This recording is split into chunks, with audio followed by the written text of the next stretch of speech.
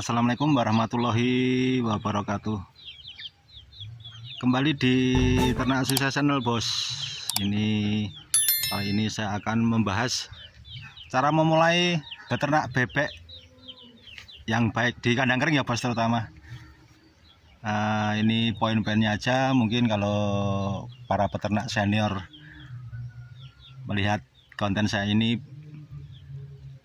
mau menambahkan, silahkan. Saya lebih senang sharing-sharing keilmuan soal beternak bebek.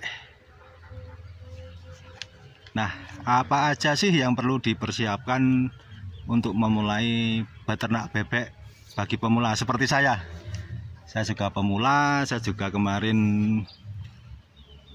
banyak belajar dari peternak senior. Sebelum mulai saya beternak bebek. Ini saya juga baru pelihara 50 ekor, jangan malu, bos. Ini kandang saya dulu bekas kandang ayam. Terus saya alih fungsikan dulu ternak bebek dari DOD, terus sampai 1 bulan 2 bulan saya jual, terus sekarang saya mencoba ternak telur. Nah, apa aja sih yang perlu dipersiapkan dalam memulai beternak bebek petelur? Yang pertama jelas anggaran ya, bos. Anggaran itu mencakup soal kandang, pembuatan kandang. Kandang mau disetting model kayak apa, atau mungkin kalau kandang sudah mau dipakai, nanti soal model kandang kita ulas di di poin yang kandang. Atau mungkin kalau mau lihat, ada di beberapa konten saya sebelumnya, banyak sekali model kandang yang ada di konten saya. Silahkan lihat satu persatu. Nah,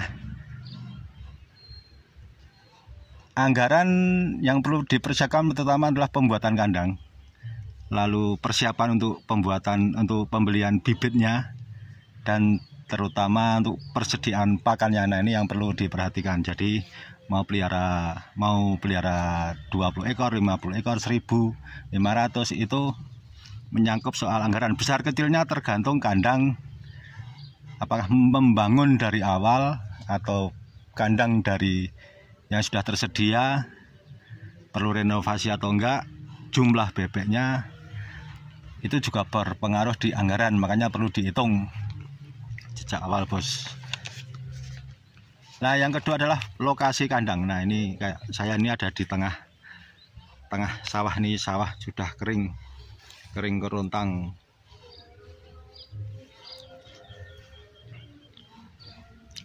Kenapa kok kita harus memilih lokasi kandang? Karena kalau di tengah pemukiman penduduk nanti akan mengganggu, bos. Bebek akan berisik, terus nanti pertumbuhan bebeknya juga kalau sering terganggu berisik akan mengganggu kanan kiri, dan kalau mungkin itu ada baunya juga akan mengganggu kanan kiri. Banyak dikomplain oleh tetangga kita, nanti kita tidak mau bermasalah dengan tetangga. Nah, ini perlu diperhatikan soal lokasi kandangnya, bos. Jauh-jauh hari kita perhitungkan efek baik buruknya lokasi kandang bagi kita dan kanan kiri terutama. Kalau ini di tengah sawah, otomatis ya saya masih memikirkan soal listrik ini, bos. Kemarin saya nyalur dari rumah sana cukup jauh, terus tertimpa daun pepaya, putus kabelnya. Jadi ini saya pakai penerangannya kalau malam lampu minyak. Insya Allah kalau ada rezeki kita nyalur, minta izin sama tetangga. Nah, ini bisa lebih dekat, lebih enak. Lalu kita buatkan sumur untuk airnya juga kita perhitungkan. Kalau ini selama ini saya masih ngambil air dari sana, bos, cukup jauh. Sambil olahraga, ngambil air pakai ember pagi dan sore, Pak. Saya sambil olahraga, angkat berat. Ini soal lokasi ya, bos, dan beberapa hal sudah saya bahas di konten saya sebelumnya. Ini kandang saya kanan kiri, insya Allah doakan bisa menambah di sebelah kiri dari kandang, bisa menambah di situ dan sebelah kanan. Ini tinggal kita atur model-model kandangnya. Banyak sekali model kandang yang ada di konten saya, bisa dilihat, cek satu persatu. Nah, yang ketiga adalah yang saya berikan tadi, model kandang. Kalau memang kandang sudah tersedia dan seperti saya ini, tinggal saya memikirkan posisi tempat minumnya mau dipakai apa. Kalau hanya sementara ini saya buat model seperti ini, bos. Ini 8 kali 9 saya bagi 2. Terus tempat minum ada di sana. Referensi banyak banget, bos, di konten saya, di channel saya ini, model-model kandang kering dari yang 100 ekor, 200, 300, bahkan sampai yang 2000 ada, bos. Mau yang pakai anggaran ringan atau besar, banyak sekali model. Monggo dilihat di playlist di kandang ternak. Ini sementara saya buat seperti ini karena untuk menghemat. Saya bagi, karena ini kandang sudah ada, saya bagi jadi 2. Ini pakai palet kayu lebih irit, terus saya air minum saya buat di sini. Ini udah saya siapin untuk koloni yang berikutnya, nunggu rezeki aja, bos. Terus ini saya buat setting di sana. Ini model saya apa adanya, memanfaatkan dulu. Yang penting usaha jalan dulu, bos. Kalau punya dana lebih, disiapin bener-bener kandangnya, mungkin akan tertata lebih bagus. Mau dibikin model kayak apa, kualitasnya kayak apa, itu akan enak settingannya dari awal. Makanya ini saya sementara seperti itu. Kalau besok ada rezeki, ini juga akan saya rombak, akan saya bagi 4 koloni, 1, 2, 3, dan 4 di sana. Nanti tempat minumnya saya ganti di luar, di sebelahnya batako, bos. Di sebelahnya batako. Jadi ini los untuk tempat bebek. Paling di sini saya akan mengurangi 1 meter untuk nanti kalau ada rezeki pengembangan sampai ke sana. Ini juga saya plong, bisa masuk ke sana, juga ke sini, nambah ke sini sih juga saya plong 1 meter ke sana untuk arus wirawiri ke sana, ya, bos. Jadi model kandang perlu diperhatikan dari awal. Kalau mau dari nol dan punya anggaran lebih, silakan disetting dari awal. Kalau mau memanfaatkan kandang yang sudah tersedia, bisa mengikuti anggaran, ya, bos. Karena ini tergantung juga bebek yang akan kita pelihara, besar kecilnya, jumlahnya, gitu, bos. Kalau ini harusnya 100 ekor muat dengan ukuran 4,5 kali 8, itu harusnya dikurangi 2 meter tempat minum itu. 100 ekor muat, tapi karena rezeki baru 50 ekor, saya tidak terlalu nafsu. Kita ikuti rezeki dari Allah. Sementara 50 sambil belajar, jangan malu untuk memulai dari nol sambil belajar, ya, bos. Belajar cara perawatan bebek. Ini saya update terus, bos, perkembangan bebek saya. Saya update terus, jadi silakan diperhatikan, silakan disimak. Semoga bermanfaat. Uploadan saya tiap hari jam 7 pagi sama jam 3 sore. Lalu yang ketiga adalah, kalau mau mencari bebek petelur, carilah bibit bebek yang bagus. Tanya referensi ke peternak-peternak senior, bebek yang bagus itu kayak apa, yang sudah saya sarankan, yang sudah mulai bertelur, atau istilahnya Jawanya itu nyetet. Jadi umur kisaran 5,5 sampai 6 bulan itu baru mulai bertelur. Karena ini nanti menanjak sampai umur 7 bulan. Nah, ini setelah itu baru akan berproduksi secara maksimal. Gitu, bos. Ini saya masih menunggu rezeki. Doakan aja bisa berkembang, nambah di sini, atau mungkin bisa renovasi kandang. Lalu yang keempat, perhitungkan pakan. Nah, banyak sekali soal pakan. Dipersiapkan dulu, mau pakai model pakan nyampur sendiri, atau sudah pakan racian dari pabrik, atau pakan pelet. Itu harus diperhatikan, jangan sampai keteteran. Banyak sekali manajemen pemberian pakan. Ini pemberian pakan saya ulas berkali-kali di konten saya. Silakan cek setiap harinya, update pagi sama sore, update banyak sekali. Kenapa pemberian pakan? Ini pemberian pakan contohnya pagi hari, nanti akan habis sampai sore. Kita cek, nanti saya ulas di manajemen pakan. Ini masih ada sisa, jangan sampai bebek kelaparan. Misalnya kita kasih pagi, ini hampir jam tengah 12, jangan sampai jam 10, jam 11 langsung habis. Nanti puasa sampai jam 4 saya ngasih makan jam 4 sore, jangan sampai habis nanti. Soalnya sore hari bebek akan cenderung rakus. Demikian juga sore hari, pemberian jam 4, jangan sampai jam 6 udah habis, jam 7 udah habis, nanti akan menahan lapar sampai pagi harinya. Ini saya tidak mau terjadi seperti itu. Silahkan simak penjelasan saya sebelumnya. Kenapa kita harus memperhatikan bebek? Pakan terutama ini harus tersedia. Ibaratnya kita makan ya bos. Kalau kita makan sedikit harus nunggu sampai siang, atau mungkin siang sampai nunggu sampai malam, itu kan kita akan lapar dan kita tidak punya energi, kita akan kurus, kita tidak akan kurang gizi lah ibaratnya. Itu perkembangan buat kita akan lambat. Demikian juga dengan bebek. Jadi perlakukan bebek seperti kita, seperti diri kita, termasuk air minum. Perlu diperhatikan bos, air minum ganti pagi sama sore. Perhatikan pakan, mau jenis pakai pakan ngolah sendiri, nyampur sendiri, beli pakan yang sudah jadi model pelet, itu monggo. Untuk takarannya mungkin sekelumit ya bos. Kalau untuk per 100 ekor itu kurang lebih 13-an kilo lah untuk per tiap harinya, bisa dibagi menjadi 2 tergantung jenis pakannya, mau pakan nyampur sendiri atau pakan pelet. Banyak sekali pembahasan soal pakan yang tiap hari saya upload. Silakan simak bebek konten saya ini bos. Lalu yang berikutnya adalah jelas ini adalah perawatan. Perawatan banyak banget.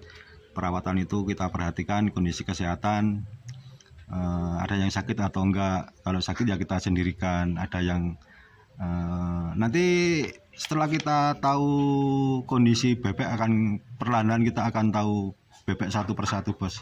Apakah ada bebek yang ibaratnya ambeien lah ibaratnya. Terus ada bebek mata biru. Bismillah, semoga ini bebek saya sehat-sehat terus. Nah ini makanya kan sedikit-sedikit kita rawat, kita sayangi bebek kita. Yang penting perawatan, pakan jangan sampai kehabisan, jangan sampai telat, jangan sampai kurang. Dan papan dalam arti ini bos, ini harus perawatan kandang juga harus kita perhatikan. Di samping dari faktor luar ya bos, faktor luar pun banyak sekali, udah saya konten sebelumnya, saya monggo dicek. Ini kondisi kandang juga kita perlu perhatikan. Kita perhatikan kondisi bebek, kita sediakan. Kalau bebek nyaman, enak, tentu feedbacknya ke kita juga akan bagus. Ini saya cukup dari sini, nanti saya tidak mengganggu istirahat bebeknya. Ini tetap tenang ya bos ya di siang hari. Kondisi kandang kering, nah ini yang perlu diperhatikan, kering, tempat minum tersedia, pakan tersedia sampai sore. Insya Allah ini sore sampai kita lihat banyak atau enggak. Contohnya di konten saya sebelumnya bisa dicek bos.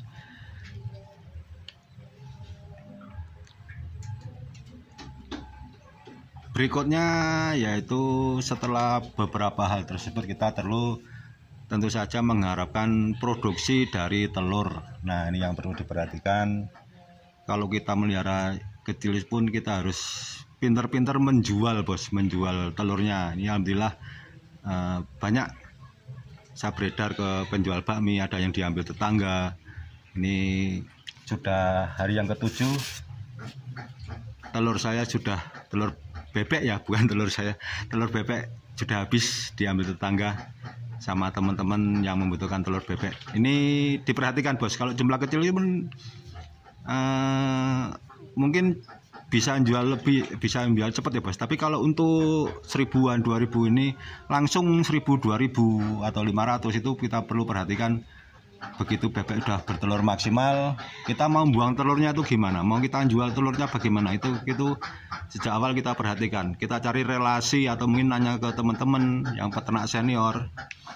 Kita perlu banyak belajar langsung dengan peternak senior bos, penjualan telurnya, kerjasama dengan pengasin atau mungkin pengepul bebek, pengepul telur ya bos, dengan penjual martabak, dengan penjual gudeg, bakmi dan sebagainya, atau untuk konsumsi keluarga.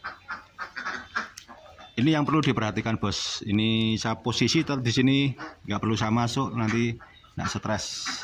Nah yang terakhir adalah yang ke-8 kalau nggak salah, manajemen bos, manajemen semua dari ini usia sejak masuk hari apa, saya catat umur berapa, kurang lebih ya bos, umur berapa, terus di kandang dicatat. Itu ada buku, dicek hari ini pakannya berapa. Konten saya sebelumnya banyak sekali saya ungkap manajemen pemberian pakan, kita pantau yang saya sebutkan tadi, pemberian pakan pagi, sore habis atau enggak. Kalau masih banyak nanti sore kita kurangi, demikian juga sore hari kita kasih pakan, nanti pagi harinya sisa atau enggak. Nah, kita perlu manajemen pakan, manajemen semuanya lah bos. Telur kita catat, pertumbuhan bertelurnya tiap hari kita catat. Misalnya koloni udah 10, koloni A bertelur hari ini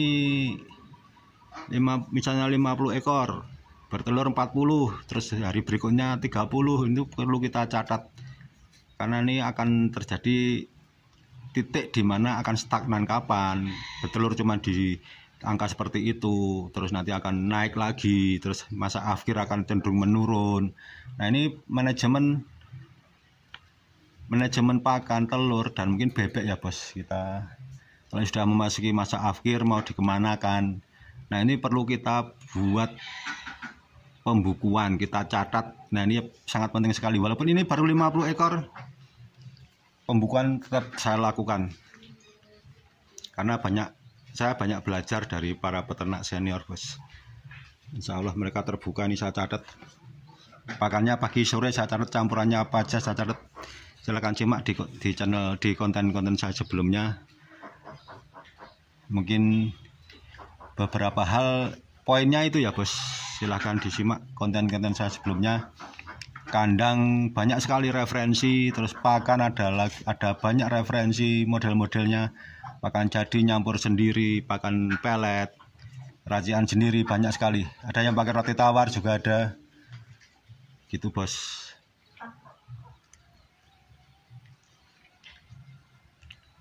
Dari mau nyari penjual bebek, banyak di video di YouTube Short saya penjual bebek yang ada di Jawa Tengah dan DIY, banyak sekali, monggo hubungi kalau nyari bebek petelur. Kita banyak belajar, jangan lupa, intinya kita jangan malu untuk belajar dan terus belajar, jangan merasa kita itu paling hebat. Nah, ini poin yang terakhir, ini belajar dan belajar. Jangan malu, kita sudah merasa punya 50 ekor, 500 ekor, kita sudah merasa paling wah, kita merasa paling hebat. Ilmu itu berkembang terus bos, dari dinamika kayak kita hidup. Tahun dulu tidak ada medsos, sekarang gencar di medsos. Nah, seperti itu. Jadi bebek pun juga seperti itu. Dari pakan akan berkembang terus. Kita harus terus belajar. Jangan malu untuk belajar. Walaupun udah pelihara 2000 ekor, 1500, tetap belajar bos, karena perkembangan akan terus terjadi. Jangan kita merasa hebat baru pelihara 1000, 100, 200, kita sudah merasa paling hebat. Jangan bos, itu kita akan kembali ke diri kita, tidak mau menerima informasi di luar untuk bisa kita berkembang. Kalau mau berkembang, belajarlah dari orang yang sukses. Kalau mungkin mau belajar sama orang yang gagal, ambil poin kegagalannya kayak apa, biar kita tidak ikut gagal, gitu bos. Mungkin itu yang bisa saya sampaikan. Mohon maaf, ini cuma poin-poin saja. Silahkan ditambahkan, silahkan dikomentari. Semoga bisa saling mengisi, bisa saling memberi pelajaran buat diri saya sendiri untuk bisa berkembang lebih bagus dalam beternak. Simak terus tayang jam 7 pagi sama jam 3 sore di Ternak Sukses Channel. Terima kasih. Wassalamualaikum warahmatullahi wabarakatuh.